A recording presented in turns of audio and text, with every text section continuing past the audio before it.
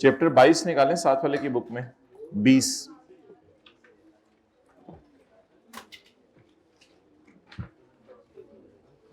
Change in rate of tax, change in rate of tax.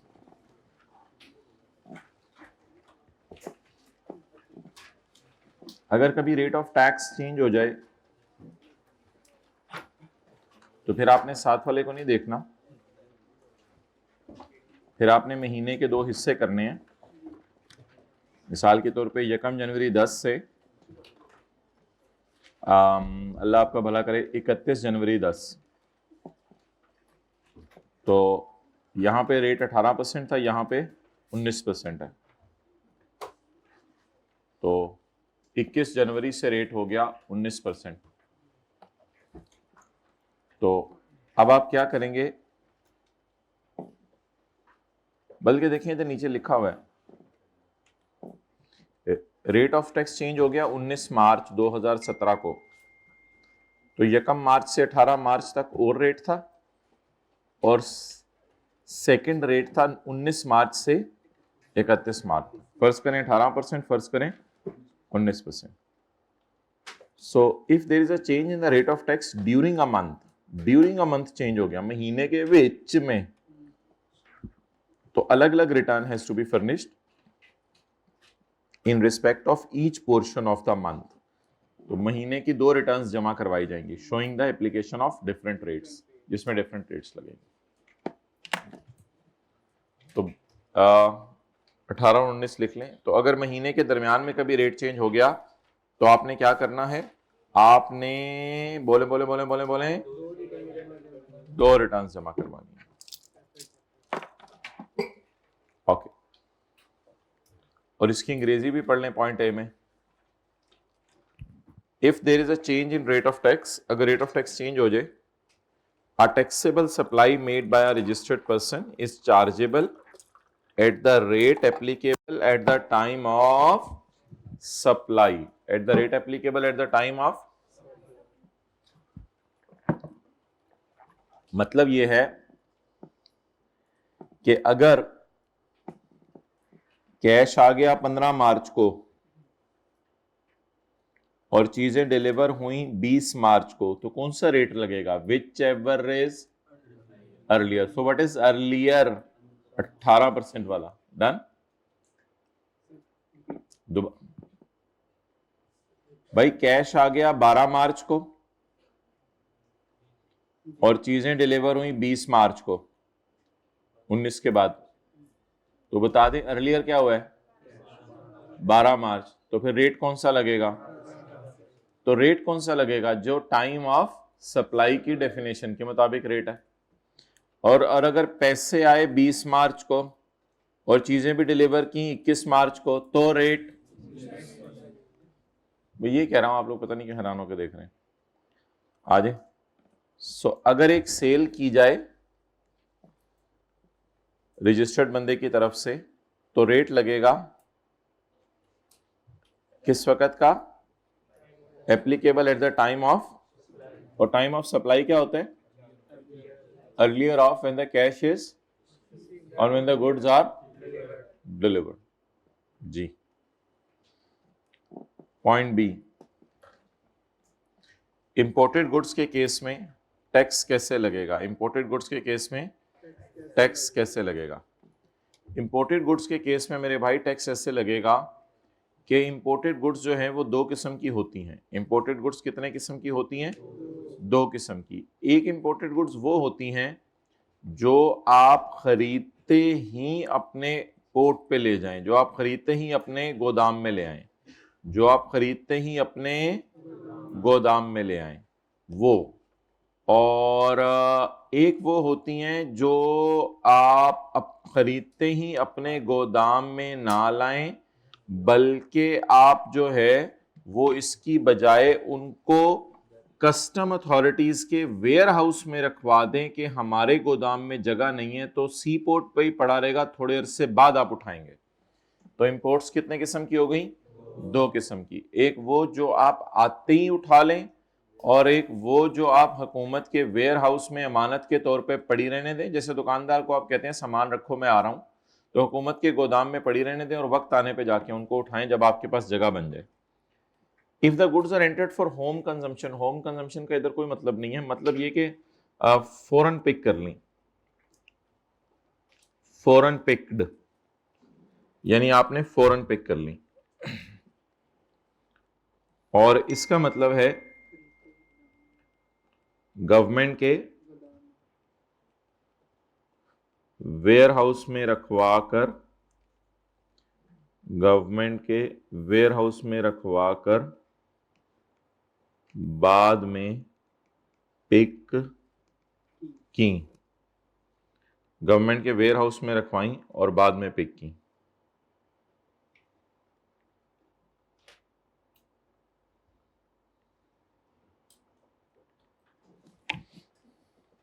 अच्छा, अगर तो चीजें आपने आते ही उठा ली हैं तो फिर क्या होगा? फिर the rate applicable on the date on which a goods declaration is presented.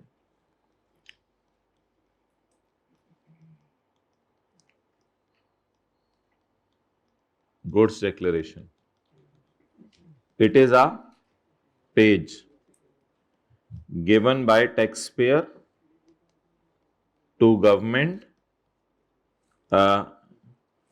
showing which goods are imported, कौन सी गुड्स इंपोर्ट की गई हैं। यानी एक ऐसा सफा जिसमें मैं हुकूमत को बताता हूं कि बाहर के मुल्क से मेरे 15 लैपटॉप आ रहे हैं, 20 मोबाइल आ रहे हैं, so it is a goods declaration. आगे, so it is a page given by taxpayer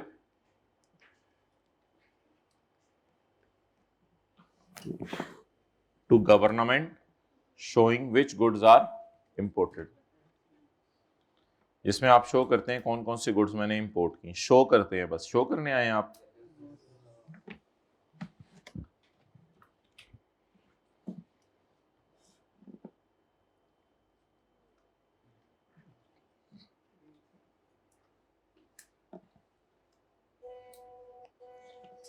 okay,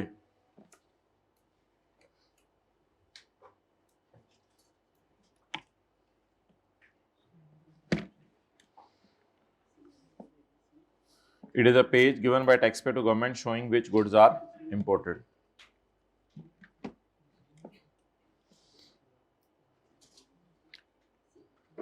अच्छा जी, अगर चीजें होम कंजम्पशन वाली हैं, होम कंजम्पशन वाली का क्या मतलब है?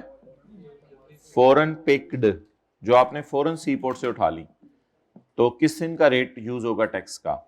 The rate applicable on the date on which good declaration is presented by taxpayer to government. जिस दिन आप गवर्नमेंट को जाके गुड्स डिक्लेरेशन देंगे कि हुकूमत ये चीजें मेरी आ गई हैं, मुझे जरा दे दें, तो जिस दिन ये गुड डिक्लेरेशन गवर्नमेंट को देंगे उस दिन जो भी रेट चल रहा होगा टैक्स का, उस पर टैक्स लग जाएगा। And if the goods are cleared from ware house, तो गवर्नमेंट के वेयर हाउस में रखवाकर बाद में पिक की, तो फिर कब का रेट लगेगा? The rate applicable on the date on which a good declaration for clearance of goods is presented. यहां नई लाइन क्या है? यानी ये तो फिर लेट जमा करवाया जाएगा ना, क्योंकि क्लियर तो आपने बाद में जाके करवाई। तो क्लियर करवाने की डेट का रेट होगा या जिस दिन आपने, आपकी चीजें आ गई थी और गोदाम में पड़ी हुई थी, क्लियर करवाने की डेट का रेट होगा। इस दिन तो जिस दिन आई उसी दिन उठा ली, वो तो उसी दिन का रेट होगा, लेकिन इस दिन आपने जिस दिन चीजों को क्लियर करवाया उस दिन का रेट होगा।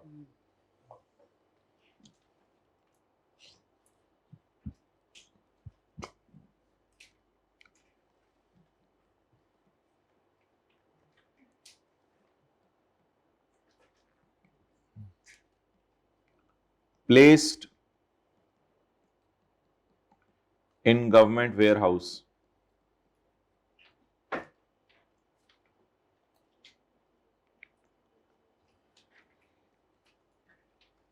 क्लियर्ड फ्रॉम वेयर हाउस 15 जनवरी 18 जनवरी, किस दिन का रेट लगेगा? 18 जनवरी। क्लियर्ड का मतलब यानी सामान उठवा लिया आपने, वो कहते हैं अपना अपना सामान क्लियर करो, उठाएं। एयरपोर्ट पे भी कहते हैं भाई क्लियर करें ये जगह।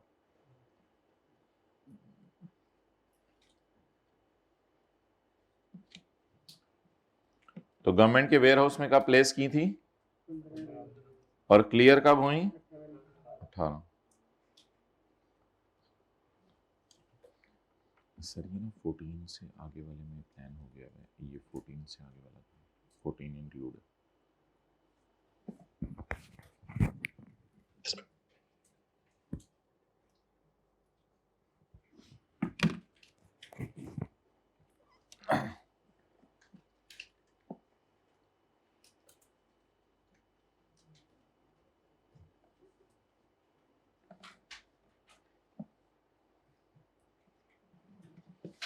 चलें जी,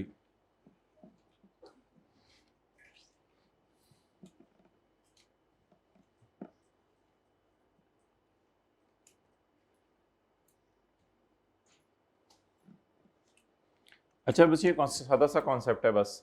अगर होम कंजम्पशन वाली चीजें हैं यानी जाते ही आपने उठवा ली, तो द रेट एप्लीकेबल, याद करें, the rate applicable on the date on which good declaration is presented by us. However, if the goods are cleared from warehouse, ताहम अगर चीजें warehouse से क्लियर करवाएं, तो the rate applicable on the date on which the good declaration, वो ये वही वाला फिक्र है, ऊपर वाला याद होकर नीचे लिख देना है, for clearance of goods is presented by us to government। अच्छा, कुछ लोग होते हैं ओवर एफिशिएंट। ओवर एफिशिएंट का मतलब ये है कि यानी कि सामान अभी आया नहीं, पहले ही सी पोर्ट पहुंच गए। तो ये बीवी बच्चों को लेके सी पोर्ट पहुंच गए, सामान आ रहा है, सामान आ रहा है, अबू वो वाला हमारा जहाज है, नहीं बेटा आपका जहाज हो रहा है। तो वो दूर से ही जहाज देख के बच्चा लगा, नहीं नहीं अबू ये वाला जहाज होगा। बेगम भी कह रही है सरताज ये वाला जहाज लग रहा है मुझे, तो नहीं नहीं ये नहीं। Where good declaration, good declaration तो टैक्स पेयर ने बना के देना होता है ना, जिसमें वो बताता है कि क्या क्या सामान आ रहा है। Where good declaration is presented in advance of arrival of जहाज, तो जहां जहाज आने से पहले ही आप जहाजियत दिखाएं। When good declaration is presented in advance of arrival of conveyance, the tax shall be calculated at the rate on the date, at the rate on the date, at the rate on the date, at the rate on the date the manifest of conveyance is delivered. The manifest of conveyance is delivered. Manifest of conveyance is delivered means goods are physically delivered.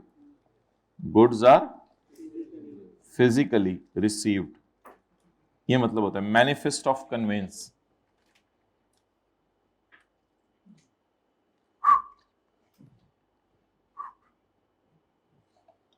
When the manifest of conveyance is delivered. Okay. नीचे वाली example पढ़ के बताएं किस दिन का rate लगेगा, यानी कि किस दिन को समझा जाएगा डेट ऑफ रिसीट।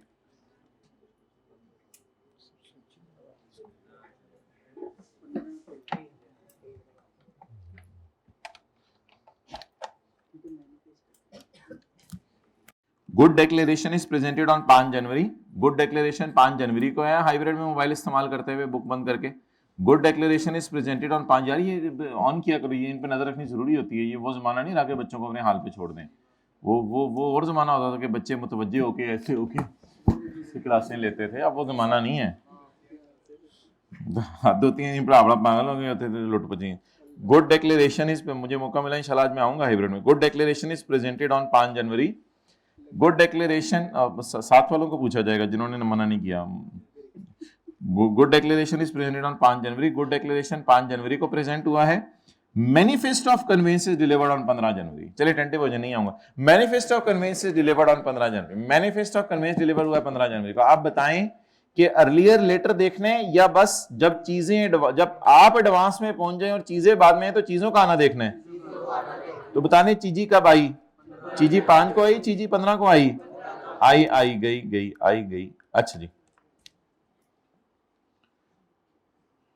जब कभी, ये जरा इंपॉर्टेंट है और समझने वाला है, जब कभी क्लियरेंस ऑफ गुड्स हो फ्रॉम वेयर हाउस, जब कभी क्लियरेंस ऑफ गुड्स हो फ्रॉम वेयर हाउस से चीजें क्लियर हों, if the tax is not paid with in 7 days, और आप टैक्स पे ना करें 7 days में, आप सुस्ती करें, if the tax is not paid with in of presenting the goods declaration, good declaration present करने के 7 दिनों में आप टैक्स जमा ना कराएं, तो tax shall be charged at the rate applicable on the date on which tax is actually paid. Now what does it mean? चीजें क्लियर हुई हैं वेयर हाउस से यकम मार्च को, वेयर हाउस से क्लियर हो गई हैं, वेयर हाउस से क्लियर हो गई हैं।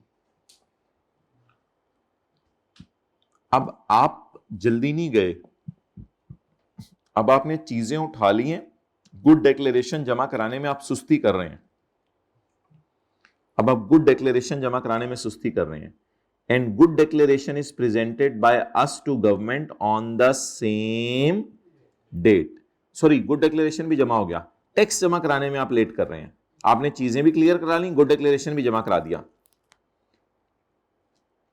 टैक्स आपने जमा कराया 5 दिनों के अंदर, बस फिर आप अच्छे बच्चे हो, कोई मसला नहीं, यकम से लेके यहां तक 7 दिन के अंदर अंदर, 7 दिन के अंदर अंदर आपने टैक्स जमा करा दिया, फिर कोई नहीं, खैर है।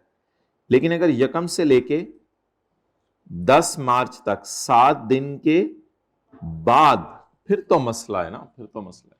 तो अगर 7 दिन के अंदर अंदर टैक्स जमा करा दें, वेल एंड गुड, 7 दिन के बाद टैक्स जमा करवाएं तो फिर क्या होगा, तो यकम मार्च को आपने चीजें भी क्लियर करवा ली और गुड डिक्लेरेशन भी दे दिया, टैक्स आपने जाके पे किया 5 मार्च को, कोई मसला नहीं, यकम मार्च का रेट लगेगा, जो भी यकम मार्च को रेट था वो वाला रेट लगा दें चीजों पे।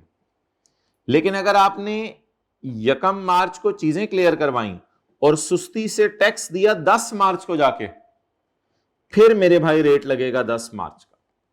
तो बताएं जरा जल्दी से, चीजें क्लियर कराई यकम मार्च को, टैक्स दिया 5 मार्च को, रेट कब का लगेगा, यकम मार्च का, क्योंकि 7 दिनों के अंदर अंदर पे कर दिए।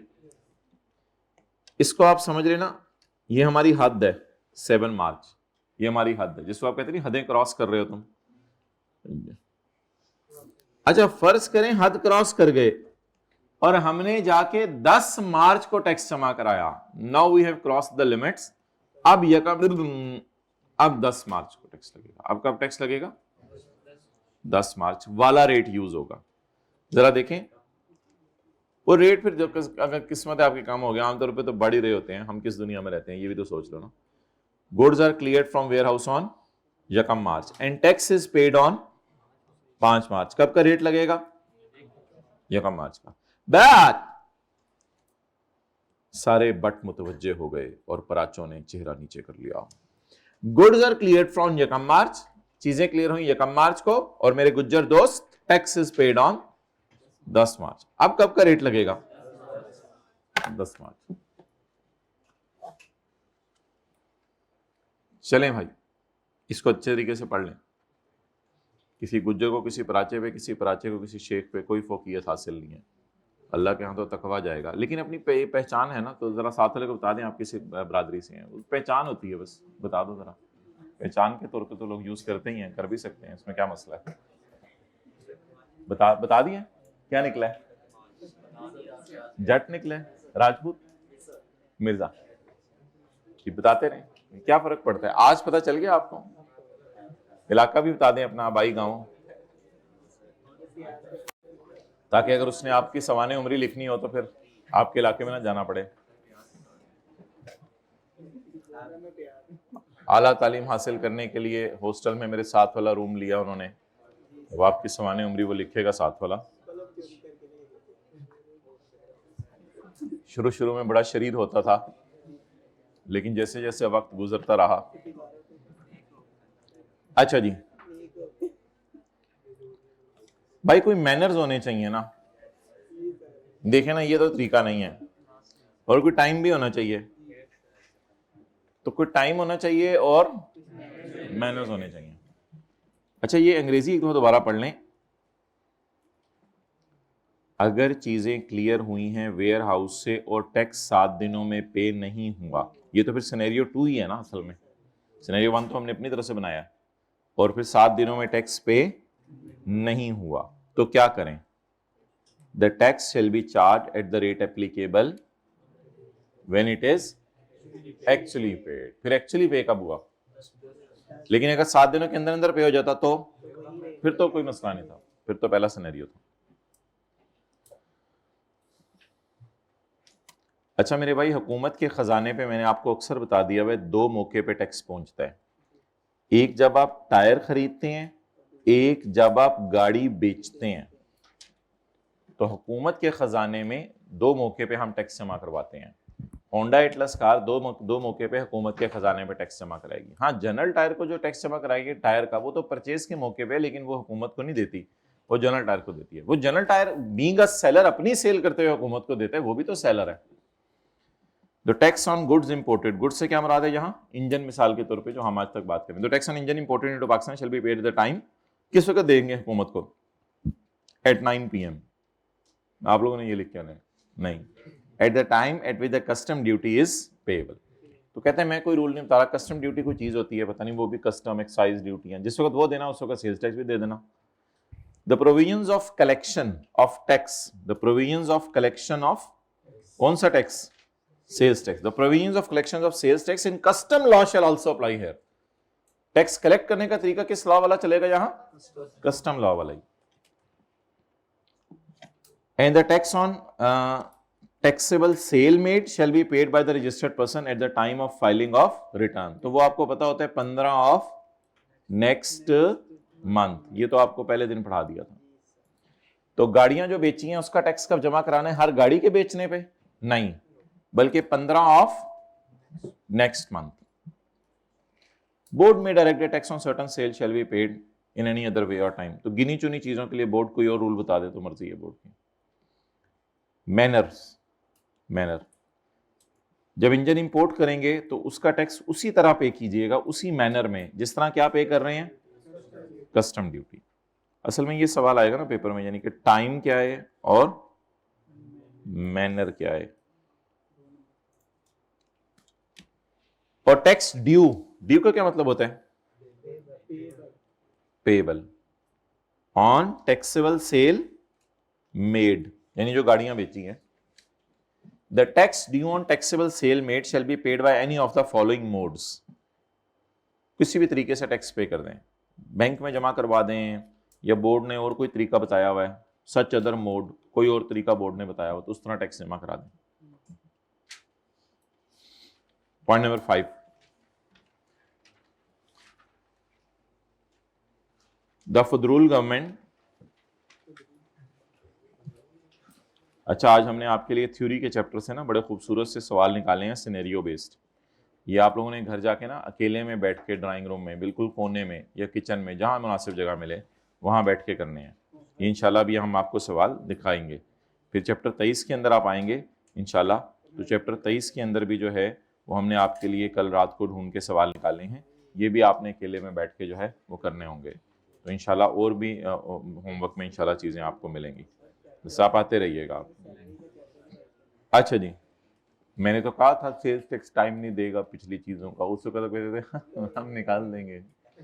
बड़ी गल जी पढ़ लेते साथ। अभी भी नहीं पढ़े तो डिले में तो ये अभी भी नहीं पढ़े लोग। ये ऐसे लोग मिले संडे को 4 घंटे खड़े हो जाओ, खड़े हो जाओ, कोई केबल निकालो मोबाइल की। निकालो। पॉइंट नंबर 5, यानी अभी भी अगर सीरियस नहीं हो रहे ना लोग, बस वाटर H2O हेड के ऊपर से गुजर चुके हैं आप। पॉइंट नंबर 5, अभी ऑप्शन है, हाथ हमारे ऊपर आ सकते हैं, अभी है, मौका है, लेकिन 2-4 दिन आपने, और मैं बता रहा हूँ सीरियसली डिले किया तो बस फिर गेम निकल गई है। द फेडरल गवर्नमेंट में by applying conditions allow payment of sales tax on instalment basis. हो सकता है अगर आप टैक्स पे ना कर सकें तो फेडरल गवर्नमेंट आपको क्या अलाउ कर दे, किस्तों में टैक्स पे करना, किस्तों में टैक्स पे करना। द फेडरल गवर्नमेंट में बाय अप्लाइंग कंडीशंस और limitations allow payment of sales tax on instalment basis. तो allow payment on instalment basis, तो ये मेन लाइन है असल में। तो फेडरल गवर्नमेंट अगर चाहे तो टैक्स आपको इंस्टॉलमेंट में पे करने दे। अच्छा, अगर सेलर फेडरल गवर्नमेंट खुद है या प्रोविंशियल गवर्नमेंट या कोई पब्लिक सेक्टर इदारा है हुकूमत का, वो अगर है, मेरे आप लोगों के लिए जो रिलैक्सेशन नहीं है। अच्छा, यहाँ पे हुकूमत भी कई दफ़ा सेल करे ना तो हुकूमतें टैक्स पे करती हैं। यहाँ फेडरल गवर्नमेंट भी कई दफ़ा सेल्स टैक्स पे करती है अगर फेडरल गवर्नमेंट कोई सेल करे। तो फेडरल गवर्नमेंट अगर कोई चीज़ें सेल कर रही है, प्रोविंशियल गवर्नमेंट सेल कर रही है, ये सेलर हैं। आप federal government, provincial government, public sector, ये लोग कौन है? तो ये लोग अगर सेल करें तो इनको फिर टैक्स पे करने की इजाजत है किसमें? इंस्टॉलमेंट्स में। हुकूमत नहीं अपने खजाने में टैक्स जमा कराना है ना, तो किस्तों में जमा करा दे, कोई मसला नहीं।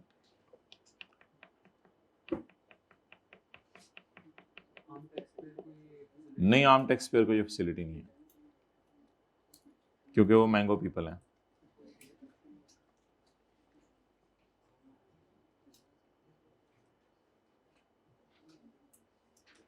साथ वाले को बता दें उसका हाथ पकड़ के, हकीकत छुप नहीं सकती ओ बनावट के असूलों से, खुशबू आ नहीं सकती कागज के फूलों से। तो ये जो तुम लोग लगे रहते हो ना मोबाइलों के ऊपर, टाइम ज़ाया करो, तो एंड पे समझो कि खुशबू आया आईकेप की तरफ से, तो ये तुम्हारा प्रोग्राम ही है फिर। और वो फीस भी लीला पास करने नहीं बैठा वो देखेगा कौन पढ़े कौन नहीं पढ़ा, पेपर देख के पता चल जाता है बच्चे का। और पढ़ नहीं, अल्लाह का शुक्र है ऐसे ऐसे बच्चे पढ़े, आपकी सोच है। ओके, अच्छा जी, determination of tax liability. Comments ज्यादा ना किया करें बड़ों की बातों का। डिटर्मिनेशन ऑफ टैक्स लायबिलिटी, आपने 80 यूनिट खरीदे 60 रुपए के एतबार से, कुछ पैसे आपने दे दिए, कुछ पैसे आप दे देंगे, इसमें से 50 यूनिट आपने बेच दिए और 30 आप बेच देंगे। अच्छा, अब इसका मतलब ये नहीं है सेल्स टैक्स में कि 80 यूनिट खरीद की अगर मैं 50 बेचूं तो मैं इनपुट भी 50 का माइनस करूं, ऐसा कोई कॉन्सेप्ट नहीं है हमारे सेल्स टैक्स में। इस तरह तो न्यूमेरिकल जरा टेक्निकल हो जाते, हमारे न्यूमेरिकल आसान है। परचेज कितनी है? 80, सेल कितनी है? कोई मसला नहीं, परचेज पकड़ो, कॉस्ट प्राइस के ऊपर 18% लगाओ, सेल पकड़ो, बिल जो आप तुमने बनाया उसके ऊपर 18% लगाओ, बस खत्म करो बात, अल्लाह बस खत्म, कोई मसला नहीं।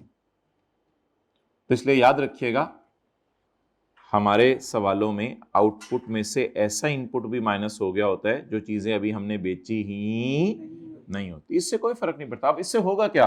मिसाल के तौर पे ये न्यूमेरिकल है जनवरी के महीने का, तो हो सकता है फरवरी के महीने में हमारी परचेज 0 आइटम्स की हो और हम जब सेल कर दें तो वो जो 30 बाकी यूनिट्स बच गए थे वो सेल में डाल देंगे, बस ओवरऑल तो बैलेंस होता रहेगा ना। तो बोलें क्या सेल में से कॉस्ट ऑफ सेल माइनस करते हैं या सेल में से परचेज माइनस करते हैं? हाँ, अकाउंटिंग वाले teacher cost of sale minus करते हैं, वो कहते हैं परचेज पकड़ो माइनस क्लोजिंग स्टॉक, यानी परचेज माइनस क्लोजिंग स्टॉक। वो कहते हैं 50 को कॉस्ट ऑफ सेल में डालो, लेकिन हम ऐसे भी इनको उठाए ना, लेकिन हम ऐसी बात नहीं करते, ये खुद ही दाएं में देखते रह, लेकिन हम ऐसी बात नहीं करते, हम ऐसी बात नहीं करते। हम कहते हैं सिंपल रखो काम को, sale into and purchase into the purchase may be the purchase, ये जो सेल में से परचेज माइनस कर रहे हैं, it may be of units sold, it may be of units unsold. तो मैं ये बताना चाह रहा हूं कि टैक्स लायबिलिटी न्यूमेरिकल में निकालने के लिए जब आप सेल करते हैं किसी भी महीने तो आपको इनपुट माइनस करने की इजाजत है, चाहे आपने वो इनपुट पे कर दिया हो, चाहे वो पेबल हो, चाहे वो सेल आपने 80 यूनिट्स में से थोड़े से कर दिए हो, चाहे अभी सेल मेड वाले भी माइनस करने की इजाजत है सेल मेड वाले भी माइनस करने की इजाजत है और सेल टू बी मेड, और ये कई न्यूमेरिकल्स में हम कर रहे हैं कई दिनों से, ये कोई ऐसी बात नहीं है कि आपके लिए अनहोनी बात है। लेकिन पुत्र ये तो इनपुट हो गया ना, यहां तक तो इनपुट की बात है। अब इनपुट को कटें किससे? द इनपुट विल बी कटा फ्रॉम आउटपुट, इनपुट को माइनस किया करेंगे शुक्र है न्यूमेरिकल्स में ये हमें पता चल गया, वरना आज तक तो हम आउटपुट को माइनस कर रहे थे इनपुट में से। उसने बता दिया आज के बाद क्या करना है, input will be कटेड from the. लेकिन एक बात याद रखिएगा, फर्दर टैक्स ना लगा दीजिएगा, आउटपुट में फर्दर टैक्स ना लगा दीजिएगा, वो नीचे लगाते हैं। वो कहते हैं आउटपुट में फर्दर टैक्स नहीं जिंदगी में कभी डालना, वो नीचे लगाना होता है। अच्छा, इसको ब्रैकेट में लें, ये तो इतनी इंपॉर्टेंट बात नहीं है। अब जो मैं बात बता रहा हूं उसका मतलब बताएं। The input will be deducted from output that is due in the month. Input को आउटपुट में से माइनस कर दें, that is due. What is due? 1080। इसको ड्यू कहते हैं ना, जो पेएबल है। तो द इनपुट, बोले येलो वाली लाइन पढ़े जरा। The input will be deducted from output that is due. अब येलो वाली लाइन याद कर लें, इधर देखें। The input shall be deducted from output that is due in the tax month। ये ड्यू पता है किस तरह होता है? ड्यू का मतलब होता है यानी कि टाइम ऑफ सप्लाई की डेफिनेशन के मुताबिक अगर कैश आ गया या सेल हो गई, which ever is earlier. Due तो हमें पता है सेल्स टैक्स कब होता है। सेल्स टैक्स कब ड्यू होता है? Eight the time of supply. तो टाइम ऑफ सप्लाई क्या होता है? अच्छा, ये क्यों ब्रैकेट में लिखा हुआ है इसने, excluding the amount of further tax? Further tax यहां नहीं लगाने की इजाजत ना, फर्दर टैक्स 4% यहां नहीं लगाने की इजाजत, उसको कहां लगाना होता है? इसलिए यहां मना कर रहे हैं, कहते हैं यहां ना 4% लगा देना, मैं मना कर रहा हूं आपको। अच्छा, अब जरा ऊपर से मिला के पढ़ें, 1 मिनट इधर देखें।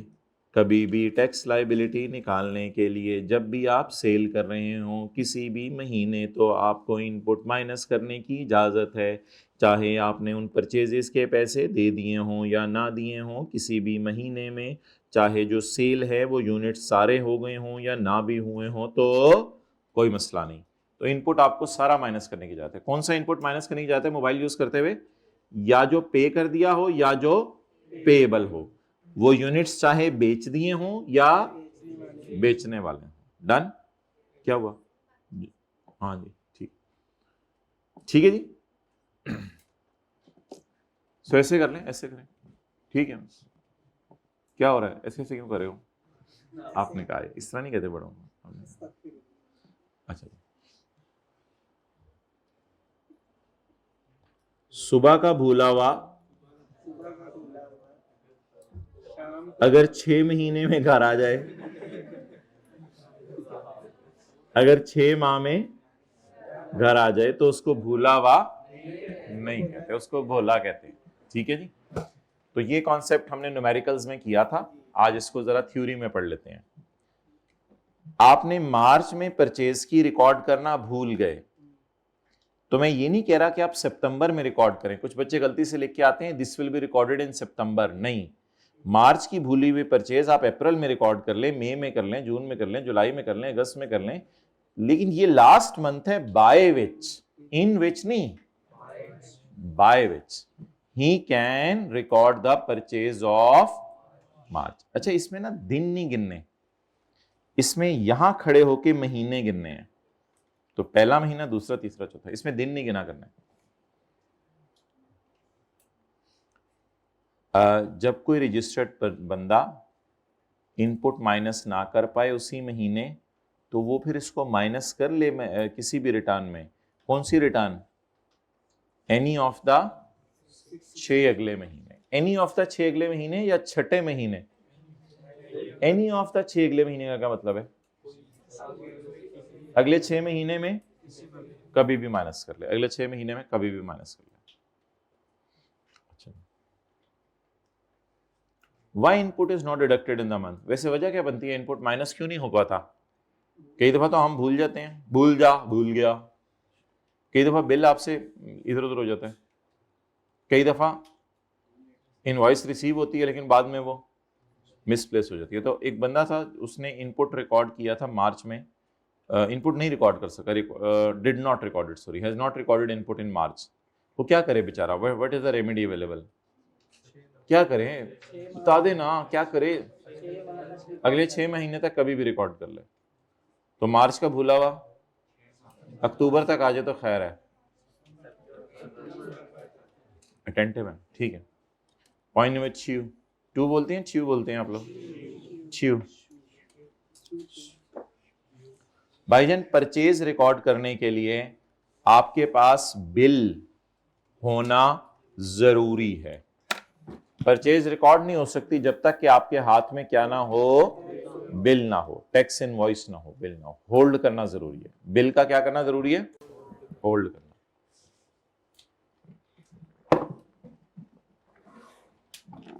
चलें जी, बाकी तो आप लोग खुद ही पढ़ लेंगे, हम आगे चलते हैं।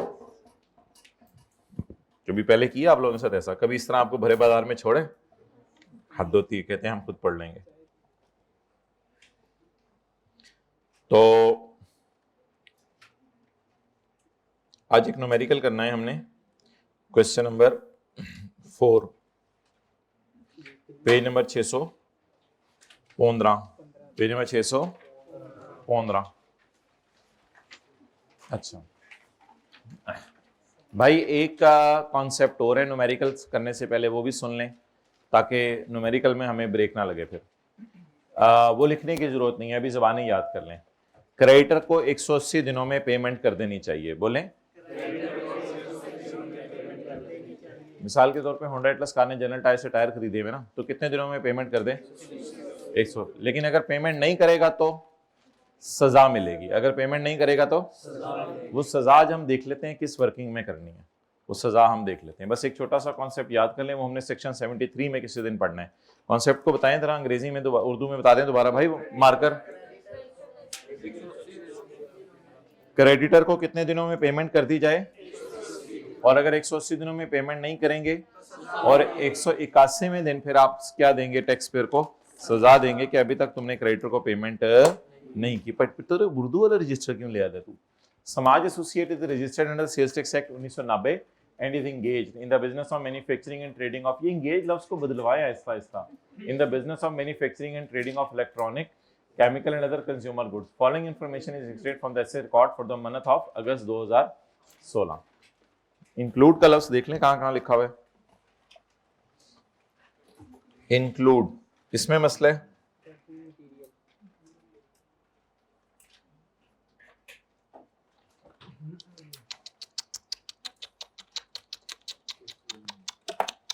और कहीं नहीं लिखा हुआ इंक्लूड का लफ्ज।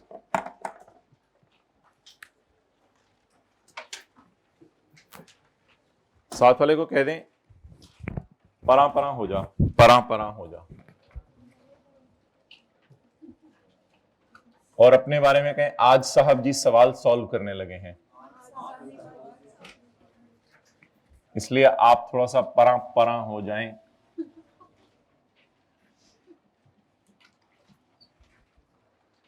टैक्सेबल सेल, बस मैं खाली लिख रहा हूं, ये कौन सी वाली है? नो फर्दर टैक्स वाली। और ये कौन सी वाली है? फर्दर टैक्स वाली। अच्छा जी, working number 2, apportionment of input. Taxable at 18%, zero rate और एग्जेम्प्ट। सेल इनपुट और मशीन का इनपुट भी।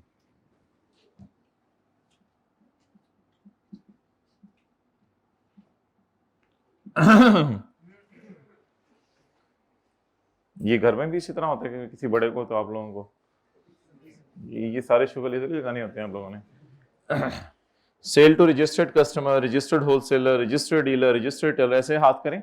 Cell to registered customer, registered wholesaler, registered dealer, हदें क्रॉस ना करें प्लीज जी। सेल टू रजिस्टर्ड,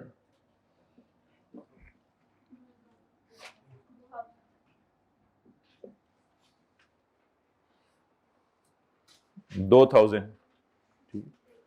चलें। Sale to registered corporate customers, companies, corporate customer companies, चीजें बना के बेची हैं, बस इससे क्या फर्क पड़ता है? बस सेल में डालना है। रजिस्टर्ड है, अनरजिस्टर्ड है? Registered. Sale to corporate customers, manufactured goods जी 300। Well done. Sale to registered customer, purchase goods.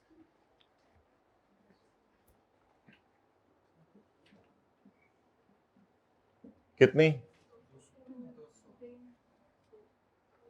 200। हा हा हा हा। Sale to unregistered person 875।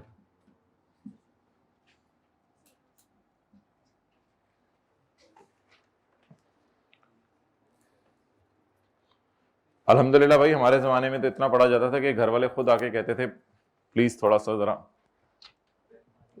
Tour फिर लिया करो, कुछ कर लिया करो। मैं ये गप नहीं मार रहा हूँ, सीरियसली बता रहा हूँ।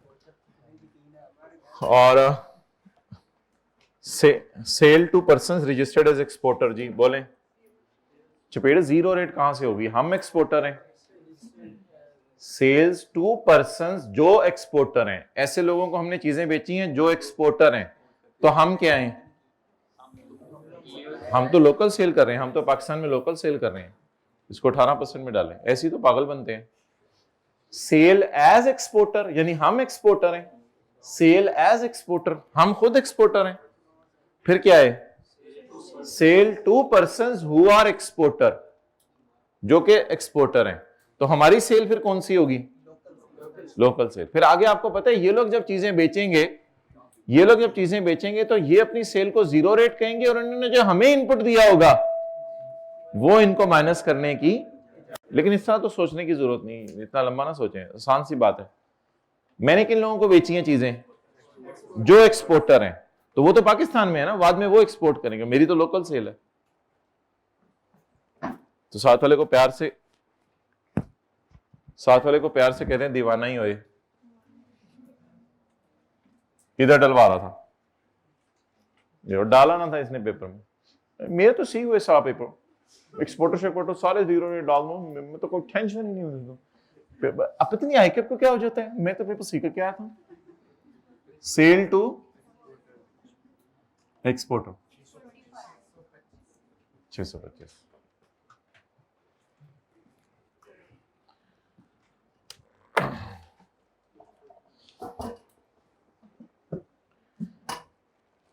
भाई दिन आपके बहुत करीब आ गए हैं, मैं आपको बता रहा हूं। हम अपने जमाने में इतना पढ़ते थे, बस एक टॉपिक में हमने ऐसे किया था। ये देखो नजर लगी। एक टॉपिक में हमने ऐसे किया था कि उसकी हमने हेडिंग्स याद कर ली थी, कि अंदर वाला तो बंदा खुद ही लिख लेता है, तो हेडिंग्स याद कर लो। तो वो जब पेपर आया तो उसने हेडिंग्स खुद ही दे दी। अच्छा, अब हम समझ रहे थे हम बच्चों से आगे निकल जाएंगे, हेडिंग्स तो हमें याद है, फिर अंदर तो बंदे ने खुद ही लिखना होता है, आपको पता है। Purchases, raw material from registered persons 9,30,000। Raw material from registered persons 9 lakh.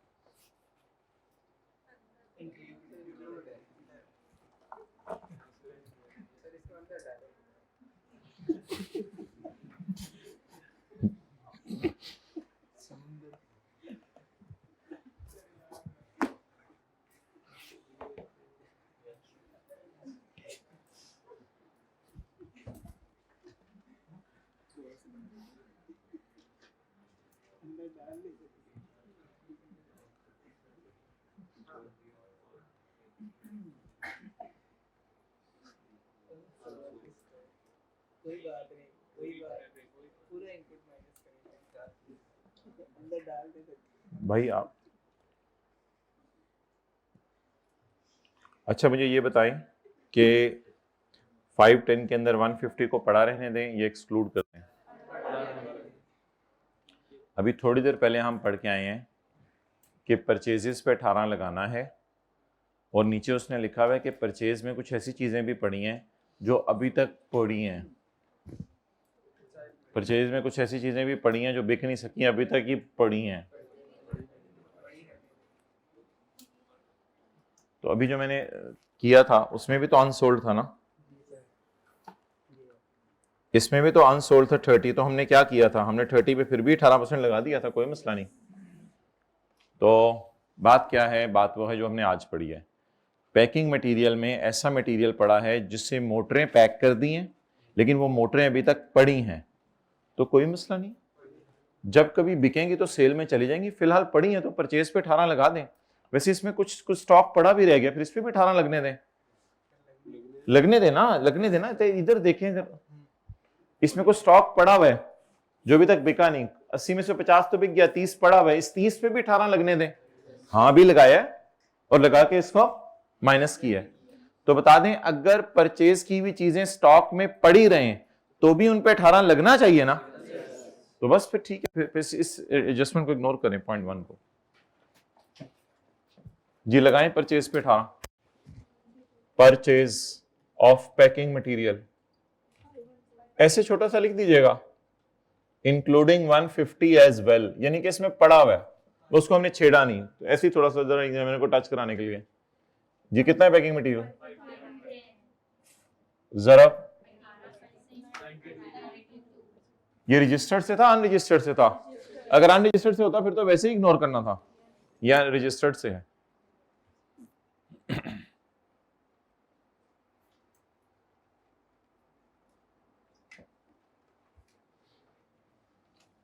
including 150 as well.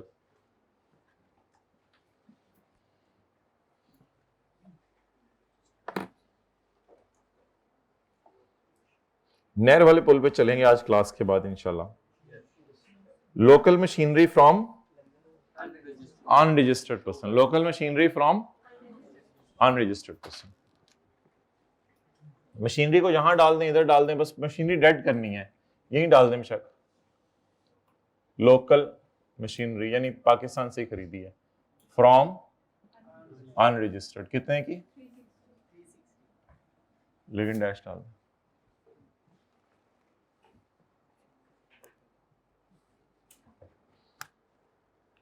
Purchase from cottage industry, नहीं मेरे भाई, मैंने कहा था हम कॉटेज इंडस्ट्री को बेच रहे हो तो 18% लगाइएगा, इस तरह तो ना करें ना। हम कॉटेज इंडस्ट्री को बेच रहे हो, अभी हम कॉटेज इंडस्ट्री से चीजें खरीदने गए हैं। अब जरा सोचें, मैं कॉटेज इंडस्ट्री से खरीदने गया हूं, ऊपर से मिला के बैठा ना, purchase of taxable goods from, मैं एक रेजिडेंशियल एरिया में गया, वहां पे 7-8 एम्प्लॉइज काम कर रहे थे, मैंने कहा मैंने चीज खरीदनी है, उन्होंने कहा ले लें, हम तो, हमारे पे अल्लाह का शुक्र सेल्स टैक्स लगता ही नहीं, हम तो चौथे से हैं, हमारे पे सेल्स टैक्स लगता ही नहीं, तो खरीद लें चीज, क्या क्या लेनी है चीजी, दे दो भाई को चीजी। तो हम तो 100 रुपये ही दे के आएंगे ना, हम क्यों 118 दो, क्योंकि वो हमसे 118 ले नहीं सकता ना। तो खुदा के लिए कल वाली बात ना करें, वो किसी दिन सवाल में मैं डालूंगा सेल्स टू कॉटेज इंडस्ट्री, मैं उनको बेचूंगा, वो मेरे पास आएंगे गाड़ी लेने के लिए, वो मेरे पास गाड़ी लेने के लिए आएंगे, फिर वो बात कर लेंगे, अभी मैं उनके पास गया हूं चीज खरीदने के लिए। तो लिख लें आज के बाद purchase from cottage industry ignore किया करेंगे। तो समझ आइए बात, ही ऐसे जबरदस्ती खत्म कर लिया। देखे ना, मैं गया हूं, आपने पता था कॉटेज इंडस्ट्री किसी घरों के इलाके के अंदर होती है, रेजिडेंशियल इलाके में खोलनी है। मैं रेजिडेंशियल इलाके में गया हूं और वहां पे 7-8 एम्प्लॉइज काम कर रहे हैं, मैंने जाके उनको कहा यार मैंने चीज खरीदनी है, तो उन्होंने कहा ठीक है, हमारे पे सेल्स टैक्स लगता ही नहीं, आप चीज ले जाएं। तो मैं तो नहीं 118 दे के आऊंगा, हमें डीओजी ने बीआईटी की है। परचेज फ्रॉम, अच्छा भाई मुझे पता है आने वाले दिनों में मैं सेल टू कॉटेज इंडस्ट्री यहां डालूंगा, सेल टू कॉटेज इंडस्ट्री, अगर वो मेरे पास कल कला को गाड़ी लेने आ जाए तो मैं उसको 118 की गाड़ी बेचूंगा। मैं फिलहाल उससे चीजें खरीदने जा रहा हूं। Purchase from cottage industry.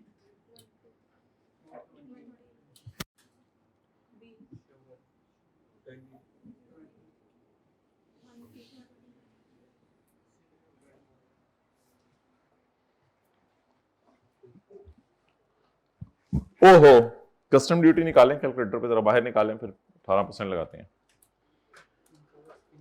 Custom duty निकालें, माइनस करें इसमें से। ये 120 पे पड़ा हुआ है। पड़ी रहे? क्यों पड़ी क्यों रहे? वैल्यू ऑफ सप्लाई में क्या पड़ा था, क्या पड़ा था कि जो चीजें इंपोर्ट की हैं उनका क्या करना है। पेज नंबर 568 पे क्या पड़ा था, जो चीजें इंपोर्ट की हैं उसका क्या पढ़ना है। उसमें कस्टम ड्यूटी डाल के जो प्राइस आएगी उस पर 18% लगाना है।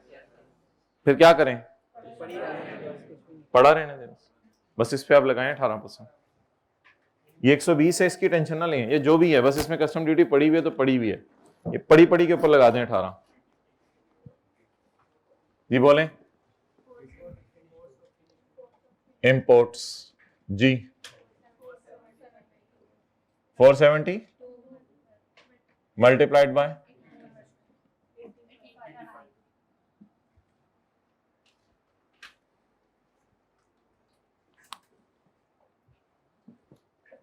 देखें साथ वाला आज फ्रेश होके आया हुआ है, नहा धो के, जो मुझे इतर देखें कौन सा वाला लगाया हुआ है, ऊद लगाया हुआ है।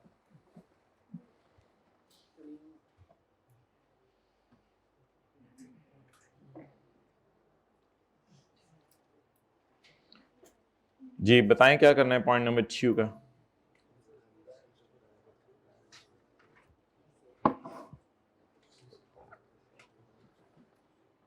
बताएं जल्दी हाथ खड़ा करके।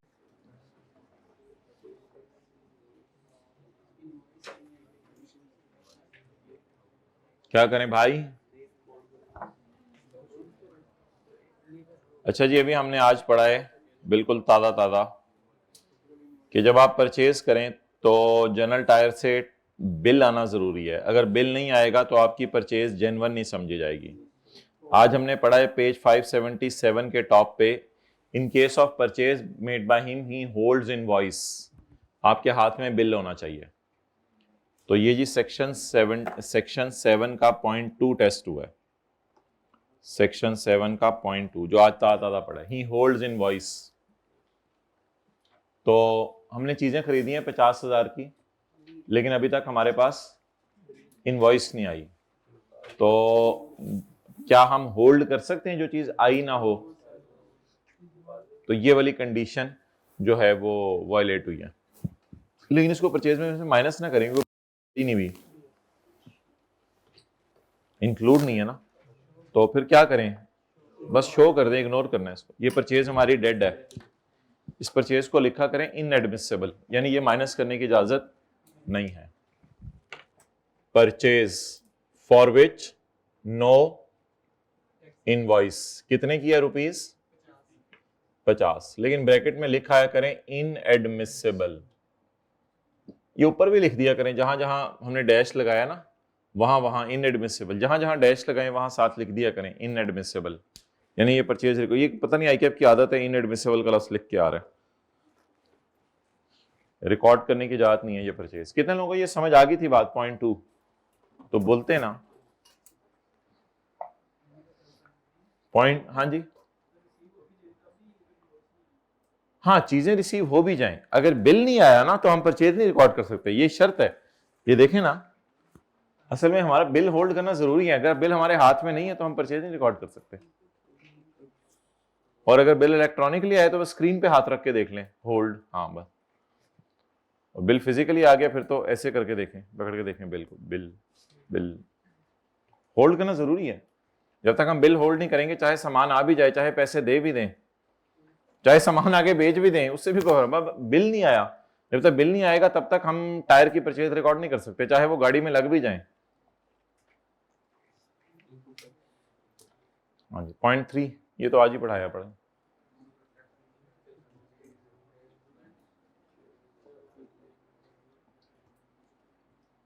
जी कोई फिक्रा बोले। सुबह का भूला हुआ कैसे पता चला है? गलती से ये रिकॉर्ड नहीं हो सका। अब क्या करें, इसे कब रिकॉर्ड करें? Input of 55.9 was paid in April, but गलती से it could not be recorded, लेकिन गलती से रिकॉर्ड नहीं हुआ। अब बताएं, कोई तरीका बताएं मुझे, क्या करूं मैं? अप्रैल का भूला हुआ मई में आ जाए, मई में बोले ना, अप्रैल का भूला हुआ मई में आ जाए, जून में आ जाए, जुलाई में आ जाए, अगस्त में आ गया। याद आ गया मुझे, अगस्त का न्यूमेरिकल है, अभी तो 4 महीने गुजरे थे तो आ गया। सुबह का भूला हुआ शाम क्या, वो तो आफ्टरनून में आ गया। उसने तो इवनिंग का भी वेट नहीं किया, इवनिंग तक हमने उसे घुसने देना था, वो तो आफ्टरनून में आ गया। तो कितने महीने के अंदर अंदर हमें याद आ गया? 4 महीने के। अगस्त के न्यूमेरिकल में इनपुट ऑफ अप्रैल रिकॉर्ड कर रहे हैं। फौरन अब्बू ने आपका हाथ पकड़ लेना, बेटा खुदा के लिए ना करो। अब्बू आपको याद नहीं सेक्शन 7 में आपने क्या पढ़ा था? अच्छा, इनपुट ऑफ अप्रैल बोले, लगाएं 18%। क्यों? अच्छा, ये खुद इनपुट है? नहीं, नीचे तो लिखा हुआ है सारी फिगरें 100 पे पड़ी हुई हैं। All the figures are excluding sales tax, सारी फिगरें 100 पे पड़ी हुई हैं। लिखा हुआ है उसने all the figures are excluding sales tax. अच्छा, ये भी लिखा हुआ है, सॉरी, वेयर एवर एप्लीकेबल। जहां कहते हैं मैं खुद ही 18 पे दे दूं तो फिर वो 18 ही है। तो ये इटपुट है या इनपुट है? कभी इटपुट ही जिंदगी में? इनपुट जी। 56 कर लेना, बाद में घर जाकर ढूंढिएगा ये फिगर कहां से आई। 56 कर ले। वो शरीफ बंदा हाथ खड़ा करे आज, जो कहते हैं मैं आज तक कभी हमसाए की दीवार टाप के बॉल लेने नहीं गया। 1 माशाल्लाह, 2 3 4 5, हाइब्रिड में कोई भी नहीं, 6 7 8 9 10, अल्हम्दुलिल्लाह अल्हम्दुलिल्लाह। बाकी लोग गए हैं, हाथ खड़ा करें। बाकी लोग, बचपन था उस वक्त, 2 साल के थे, 3 साल। अच्छा जी, पॉइंट नंबर 4। ये क्या दोपहर का टाइम होता था, सोए होते थे वो लोग, इसलिए बेल नहीं करते थे? होते ही नहीं थे वो लोग। अच्छा, और पकड़े कितनी दफा गए? अल्हम्दुलिल्लाह। दिखाओ जरा कमर अपनी। पॉइंट नंबर 4 पढ़े। पॉइंट नंबर 4,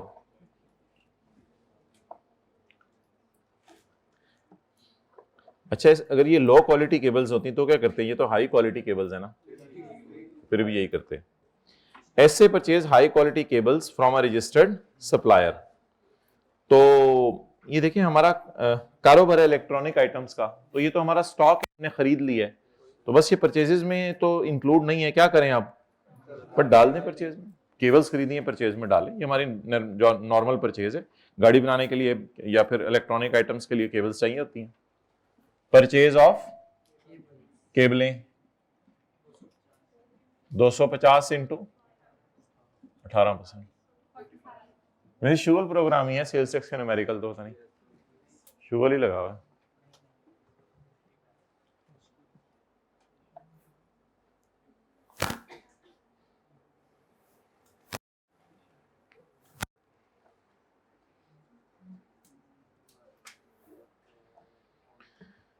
ऑन 5 अगस्त 2016 को हमारे न्यूमेरिकल में ही, हमारे महीने में एसए ने रिसीव किया एडवांस 6 लाख रुपए एडवांस पकड़ लिया against sale of electric shavers to Bari electronics. SA ने वादा किया कि मैं डिलीवर कर दूंगा इंशाल्लाह अगले महीने। पैसे पकड़ लिए लेकिन चीजें नहीं बेची, क्या करें? As per the definition of time of supply, as per definition of time of supply, the sale will be recorded at earlier of when the goods are whichever is earlier। 3 में आते ना, 1 में जा रहे थे। कैश रिसीव्ड जी 600। जुमे के बाद कितने बजे आ जाएंगे न्यूमेरिकल के लिए? और बस कर दो यार, खुदा के लिए बस कर दो यार, वो पिछले तो कर लें कवर पहले, वो भी नहीं, अभी कल वाला लेक्चर ही नहीं लिया अभी तक।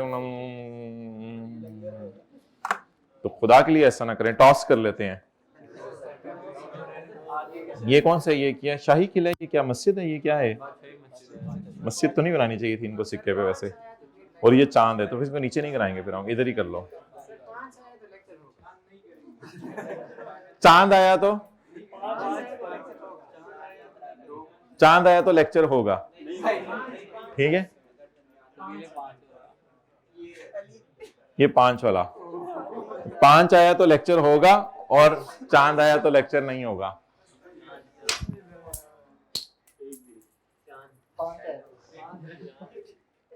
पांच आया, ये देखें आप लोगों ने दुआ की है अपने लिए, मुझे तो ये लगता है। अच्छा जी, हाँ आउट हो जाए तो ये टेस्ट बॉल थी, अभी तो मैच शुरू ही नहीं हुआ। On another machine was purchased for 2 lakh, it is inclusive of sales tax। अच्छा, ये फर्स्ट टाइम ऐसा है कि ये मशीन एक क्लास नहीं होगी, ये फर्स्ट टाइम ऐसा है कि ये 118 पे पड़ी है। अ मशीन परचेज्ड फॉर 2 लाख, ये 118 पे पड़ी है, तो इसको 18 पे लाना है। तो ऐसे करें कि यहां ना एक लाइन डालें, इनपुट मशीन, इस तरह जी। कितना है पेपर में ना, इसको वर्किंग 1.1 लिख दीजिएगा ताकि एग्जामिनर को बिल्कुल लग नजर आए। Working 1.1 200 divided by 118 multiplied by 18 30। ये तो लाल है, चलो लाल हमारे पास नहीं है, बादशाह सलामत ने भी बुलाना है काली लाल को। चलें जी आगे चलें, अकल नहीं थे मौजा ही मौजा।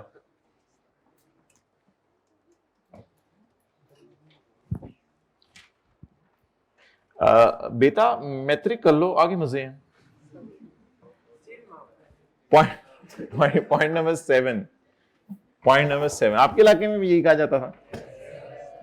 अच्छा अच्छा,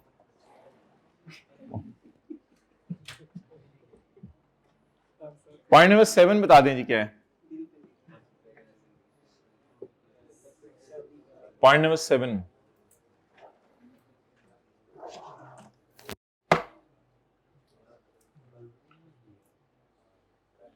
जी, मैंने अभी एक चीज बताई थी आप लोगों को, मुझे बता दें क्या है? क्रेडिटर को कितने दिन में पैसे देने हैं? 180 दिन में। अच्छा, नहीं तो सजा मिलेगी। अच्छा, एक बात याद रखें, आप देखें जरा, 10 फरवरी 2016 को, 10 फरवरी 2016 को, हम तो किस महीने में? 10 फरवरी 2016 को हमने सॉलिड नाइट्रोजन खरीदी है 3 लाख की, जो लिक्विड होगी आते आते, from Mughal chemicals. Mughal chemicals से हमने जाके सॉलिड लिक्विड नाइट्रोजन खरीद लिया उधार पे, उधार पे। ऑन 15 अगस्त 16, बहुत अरसा गुजरने के बाद हमने उसकी पेमेंट भी कर दी, हमने उसकी पेमेंट कर दी जी भाई।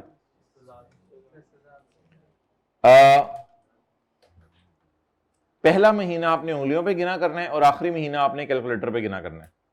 पहला महीना फरवरी 11 से गिनना शुरू करें। अच्छा, ये लीप का साल तो नहीं है? 2016, 2020, 2024 दीवानों, ये लीप का साल है, तो फरवरी में 29 दिन है, लेकिन 10 को नहीं गिना करना, 11 से गिनना है। 11, 12, 13, भाई मोबाइल छोड़ो, 11, 12, 13, 14, 15, 16, 17, 18, 19, 20, 21, 22, 23, 24, 25, 26, 27, 28, 29, 30, 29, कितने हो गए? 19 दिन। अच्छा, मार्च में 31 हो तो नहीं कि 180? नहीं, देखिए शायद हो गए हो मार्च के 31 डालने से। ये वही लोग हैं जो लाहौर से पिंडी जाते हुए जैसी मोटर पे चढ़ते हैं, आ गए पिंडी। अप्रैल 30, मई, यार मुझे डर लग रहा है 180 जाने हैं, फिर हमने आगे निकल जाने। नहीं अभी नहीं होंगे, चलो 180 बस कराने हैं आप लोगों ने। पा दी जुलाई देवी, वेख लो फिर चलें, चक्री पहुंच गया। अब एहतियात, कभी भी मोटरवे वो पिंडी आ सकता है। जो लोग मोटरवे से जाते हैं उनको पता है। चक्री हो गया, चक्री आ गया, अब किसी वक्त पिंडी आ सकता है। अब तैयार हो जाएं। अब आखिरी महीना कैलकुलेटर पे निकालें बैलेंसिंग। असल में हमने दिन गिनने होते हैं, जब भी 180 पे पहुंच जाएंगे तो हमने रोक देना होता है। क्या 8 अगस्त तक पेमेंट हो सकती थी, बहुत देर कर दी मेहरबान आते आते। इंडिया आजाद होने पे 15 अगस्त को आया।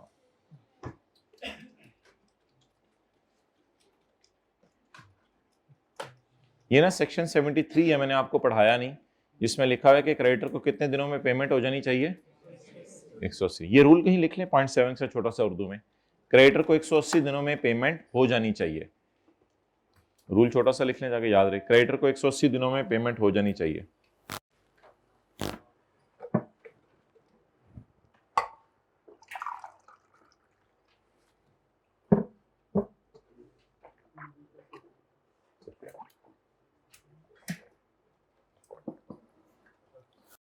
चलें जी, मोड से अवेक मोड में आ जाएं और अटेंटिव हो जाएं।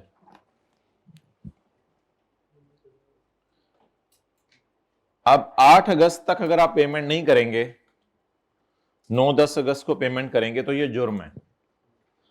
तो आपने पेमेंट लेट की है, तो 9 अगस्त की सुबह बेगम आपको कहेगी ले मुजरिम नाश्ता कर। समाज बंदे का नाम है, ले मुजरिम नाश्ता कर। तो सेक्शन 73 में हम ये पढ़ेंगे, अभी हमने पढ़ा नहीं। तो शोहर कहेगा क्या मैंने क्या जुर्म किया, मैं तो इतना शरीफ इंसान हूं, मैंने क्या जुर्म किया। कहेगी as per section 73 of sales tax act 1990 you have not made the payments to creditors within 180 days. तुमने क्रेडिटर्स को 180 दिनों में पेमेंट नहीं की। इस रोशनी में मैं साबित करती हूं कि तुम मुजरिम हो, और इंशाल्लाह मैं अभी फोन भी कर रही हूं, तुम्हें लेने आ रहे हैं। तो अब मेरे भाई बताएं, ये फरवरी के महीने में ये चीज कहां रिकॉर्ड हुई होगी, परचेज ऑफ लिक्विड नाइट्रोजन। फरवरी के महीने में ये कहां रिकॉर्ड हुई होगी, कहां वर्किंग 1 में। फरवरी के महीने में ये कहां रिकॉर्ड हुई होगी, तो अगस्त के महीने में हम इसे वर्किंग 1 में रिवर्स कर दिया करेंगे। ये सजा देने का तरीका होगा। दोबारा सुन लें, असल में फरवरी के न्यूमेरिकल में वर्किंग 1 में ये परचेज रिकॉर्ड हुई है। अब हमने इसको सजा देनी है। सजा देने का ये तरीका नहीं होता परचेजेस बढ़ा दें, उससे तो टैक्स कम हो जाता है। सजा देने का तरीका होता है परचेजेस कम कर दें, फिर हुकूमत को फायदा होता है। ठीक है, अब लिखें जरा खुली खुली जगह, यहां पे लिखें नीचे। फरवरी में ये परचेज में गया था वर्किंग 1 में, फरवरी में ये परचेज में गया था वर्किंग 1 में, और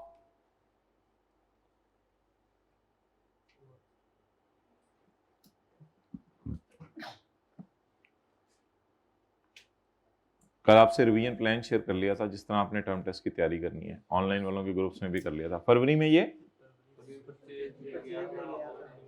वर्किंग, और अगस्त में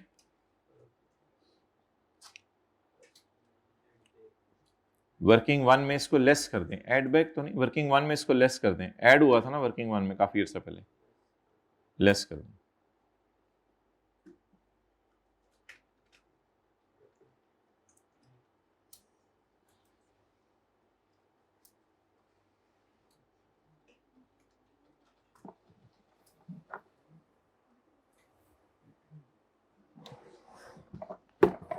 okay,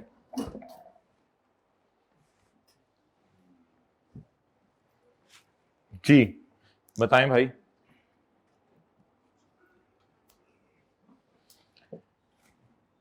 less creditor not paid in time. Not paid in time लिखिएगा, क्योंकि नॉट पेड तो बिल्कुल गलत लफ्ज है। पे तो कर दिया हमने, 15 को पे कर दिया, लेकिन इसको बाद में पे करना भी आपको कोई बेनिफिट नहीं देगा। बस आपने असल में कब तक पेमेंट नहीं की थी, 8 अगस्त। अब मेरे पास जगह नहीं है तो इधर खुला खुला करके, परचेज कितनी है 300, उस पर 18% लगाएं, 54।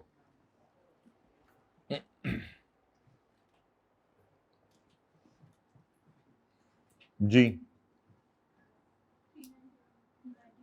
391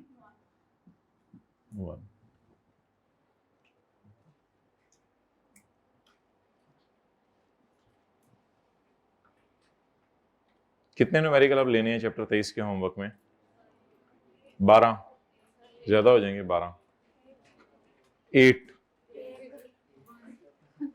अच्छा, अब मुझे आप ये बताएं कि सेल टोटल कितना है?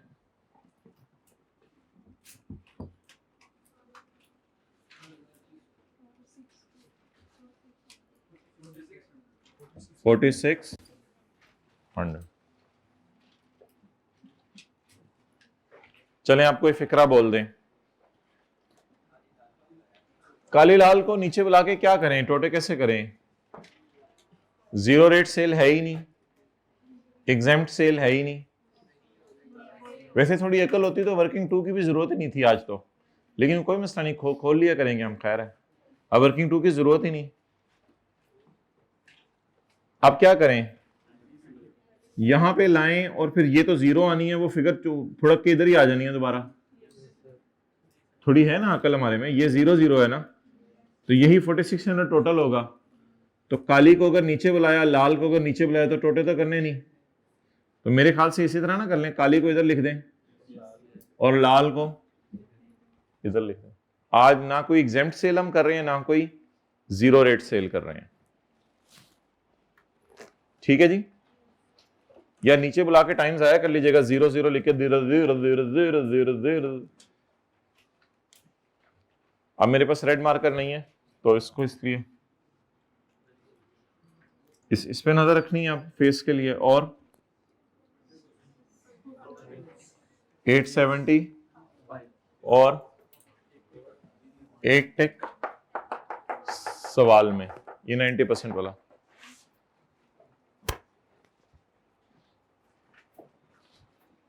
चलें जी, न्यूमेरिकल का फेस बना दें। आउटपुट सेल 40 इंटू 18%, हाँ जी 828 लेस इनपुट, बोलें लोअर ऑफ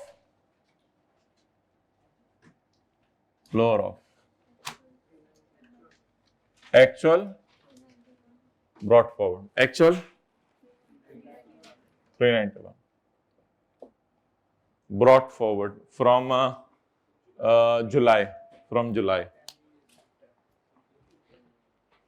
जुलाई के महीने में इनपुट माइनस नहीं हो सका था 90% रिस्ट्रिक्शन की वजह से। आज इसने ना खुल के बात की, पहले बात करता था sales tax brought forward from previous month, आज इसने खुल के बात की पिछले महीने 90% रिस्ट्रिक्शन की वजह से इनपुट माइनस नहीं हो सका था। कितना?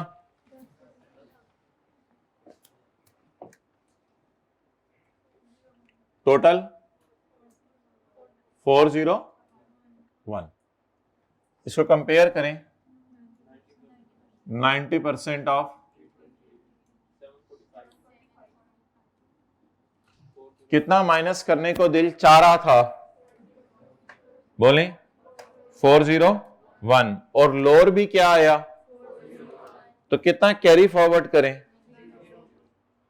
ये कोई गलती नहीं करनी आप लोगों ने कभी। कितना माइनस करने को दिल चाह रहा था, कितना माइनस करें, बस ठीक है जी।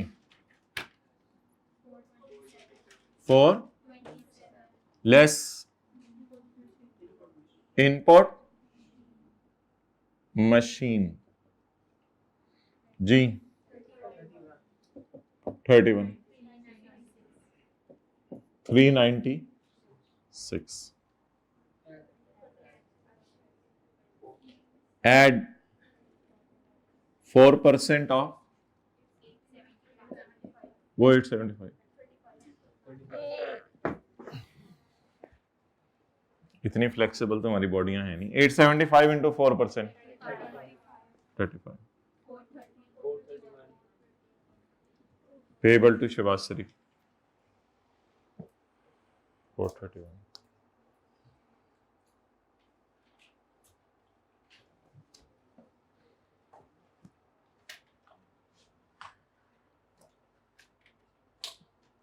ये हाजिरी क्यों देनी होती है थोड़ी थोड़ी देर बाद मोबाइल निकाल के जेब से?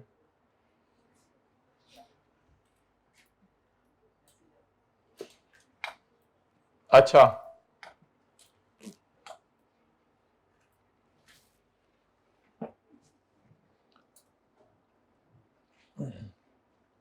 ये वो क्यों नहीं था आज ये वाला प्रोग्राम?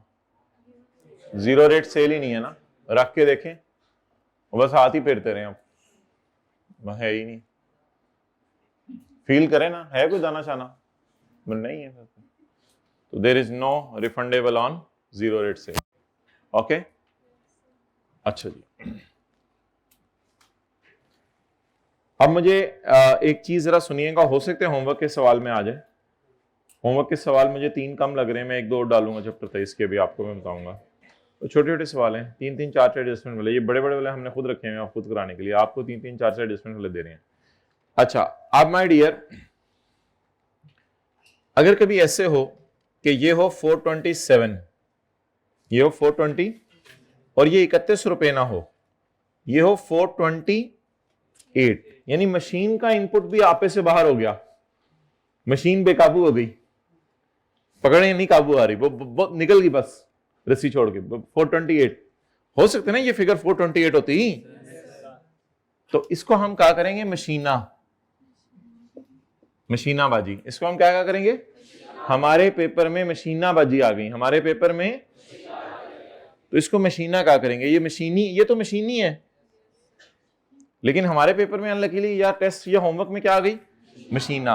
अगर कभी मशीना आ जाए पेपर में, तो आपने ये जो 396 आया है, इसकी जगह नेगेटिव आने, लेकिन इसको क्लोज कर देना है। इसको क्या कर देना है?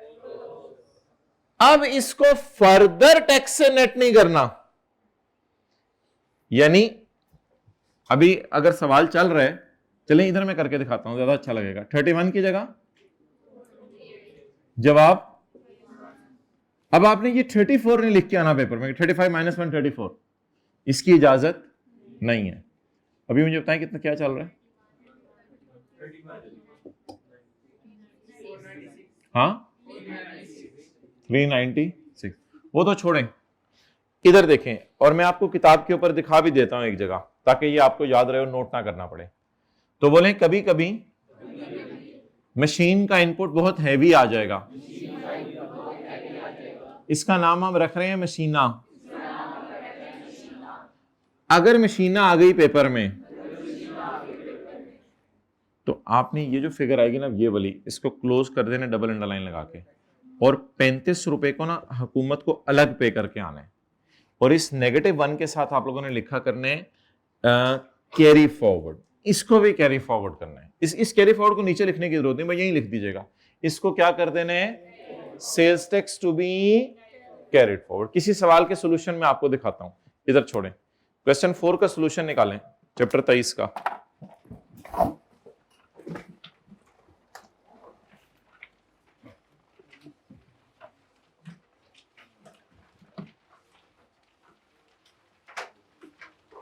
हो गया? निकला है? पेज नंबर बताएं। 681। देखें ये चीज है जो मैंने बताई है इस सवाल में।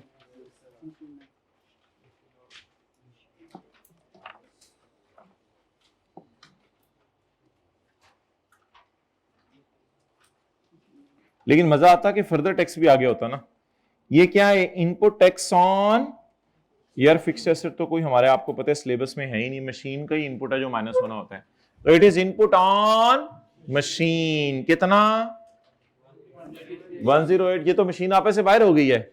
ये जो लाइन है इसके साथ क्या लिखा करना है? और फिर अगर कोई फर्दर टैक्स आएगा ना, तो उसको 4 रुपए लिख के, बस 4 रुपए ही पेबल टू गवर्नमेंट है, उसको फिर ऊपर से नेट नहीं करना। डन हो गया? तो इसको इंशाल्लाह किसी सवाल में डालेंगे। आई होप बात याद रहेगी, समझ आ गया है। तो कभी कभी मशीन का इनपुट बहुत हैवी हो जाए, तो उसको फौरन क्लोज कर दीजिएगा, आगे ना चलाइएगा, और उसके साथ क्या लफ्ज लिख दीजिएगा? Sales tax to be carried forward. अच्छा माय डियर, अब जो है ना, आप लोगों ने क्या कहते हैं, अल्लाह आपका भला करे,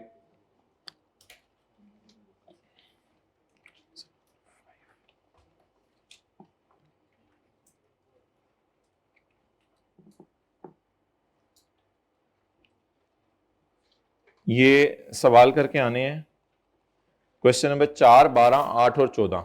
भाई ये तस्वीर भेजो जरा टीए को। चैप्टर नंबर 23, चैप्टर नंबर 23 में इस तरतीब से करके आने हैं। पहले 4 करने, पहले 12 करने, फिर 8 करने, फिर 14 करने हैं। अभी इंशाल्लाह आपको आज कोई नोट करने की जरूरत नहीं। 4, 12, 8, 14 मैं इन सवालों को जरा आपको दिखा दूं चैप्टर 23 में से। 4, अच्छा ये जो चौथा सवाल है ना, इसमें इसने 100 18 भी दिया हुआ है, 118 भी दिया हुआ है। अब आप देख लीजिएगा आपने किससे खेलना है, ठीक है। वैसे मेरा मशवरा है कि ये डेटा सवाल में इग्नोर कर दीजिएगा, आपका इंशाल्लाह सवाल फिर भी हो जाएगा। मेरा मशवरा है, बाकी आप देख लीजिएगा। इसमें 100 भी दिया हुआ है, बोले ना, 18 भी दिया हुआ है, 100। तो मेरे ख्याल से बेशक आप सोचें जरा, अगर 100 से भी खेल लेंगे तो गुजारा चल जाएगा, नहीं चलेगा? चल जाएगा। समझ आ गई बात? तो आखिरी 2 कॉलम आप इग्नोर कर सकते हैं। अगला सवाल कौन सा मैंने बताया? 12, लेकिन बीच में 8 आ रहा है। क्वेश्चन नंबर 8 के अंदर ये वाली एडजस्टमेंट आपको, बाकी तो आसान है, ये वाली एडजस्टमेंट आपको याद रहेगी कौन सी है? कौन बोले 180 दिन? Well done. ये पेमेंट ही नहीं हुई। 180 दिन में पेमेंट, 180 दिन बाद, उस सवाल में तो 180 दिन के बाद पेमेंट होगी थी, इधर अभी तक भी पेमेंट। तो देख लीजिएगा सजा बनती है या नहीं। लेकिन एक बात याद रखिएगा,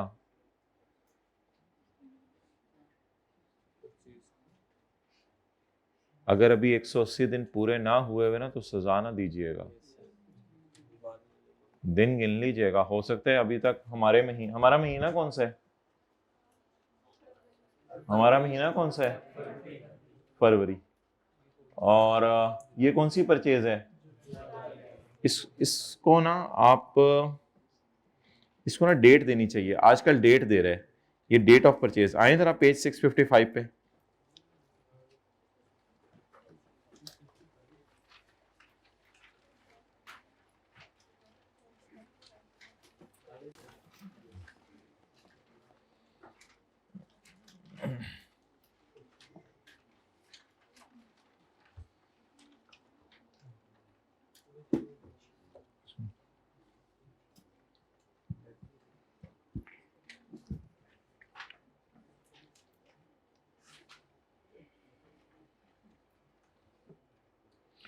भाई इसको ना डेट देनी चाहिए, क्योंकि हमें डेट्स गिननी होती हैं। तो आप पेपर में डेट एज्यूम कर लीजिएगा, 1 जुलाई 2011 डेट एज्यूम कर लीजिएगा। और फिर घर में जाके कितने दिन गिनिएगा? 100।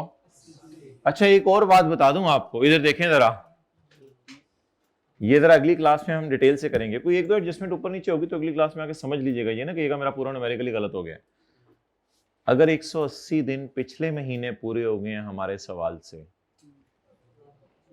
फिर भी इस एडजस्टमेंट को इग्नोर करना है। और इस एडजस्टमेंट को घर में इग्नोर कीजिएगा, रीजन सुने। घर जाके ना 1 जुलाई से दिन गिनने शुरू कीजिएगा 180। 1 का दिन ना गिनिएगा, 2 से गिनना शुरू कर दीजिएगा।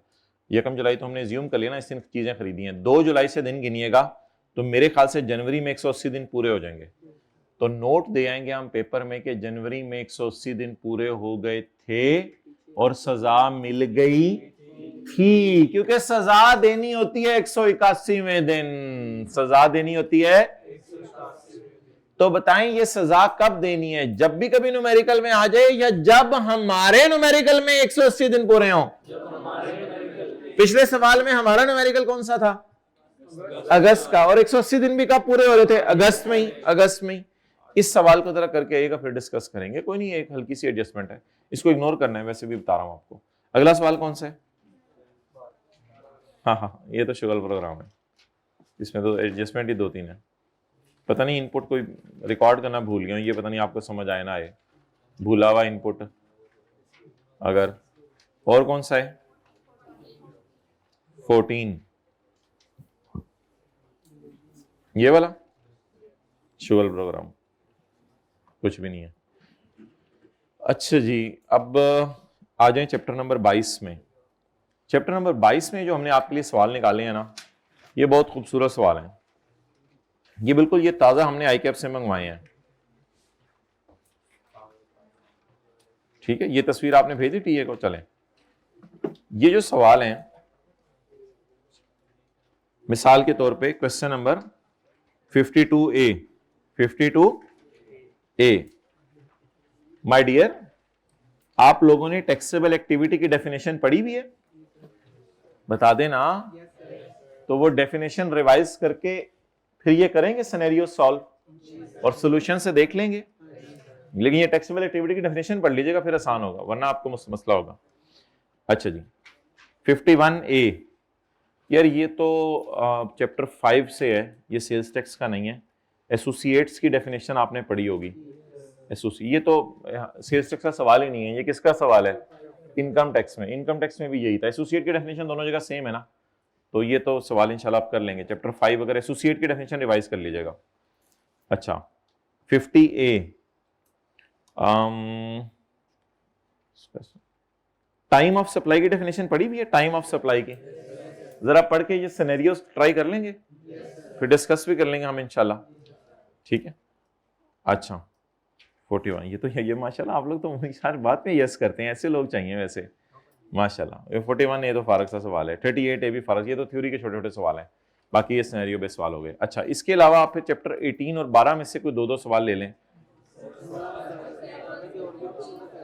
अच्छा चलिए, पिछली रिवीजन कर रहे हैं, बड़ी बात है, चल रहे जैसे आप कहते हैं मैं वैसे चल रहा हूँ। मैं ये नहीं कि मैं अपनी इधर चलाने आया हूँ, जैसे आप कहते हैं वैसे मैं चलूंगा इंशाल्लाह। अभी क्या है, आज 10 मिनट और पढ़ लेते हैं ना।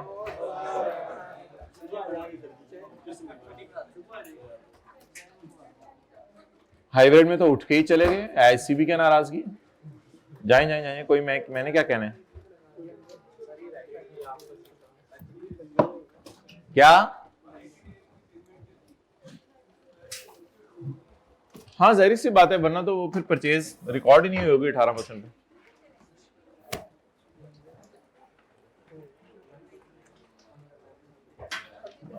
भाई एक दफा हमें मौका मिला था सीए फाइनल में, 1-2 दिन फ्री मिले थे, तो उसमें हमने कैफ का 2 दिन में कंपनी लॉ सारा रिवाइज कर लिया था। 1-2 दिन मिल जाए तो बंदा तो मैं आपको बताऊं से लुट मचा देता है। 16 घंटे 32 घंटे पढ़ के सारा अकाउंटिंग का 4 टॉपिक 5 टॉपिक के सारे पास पेपर बंदा आधे दिन में कर लेता है।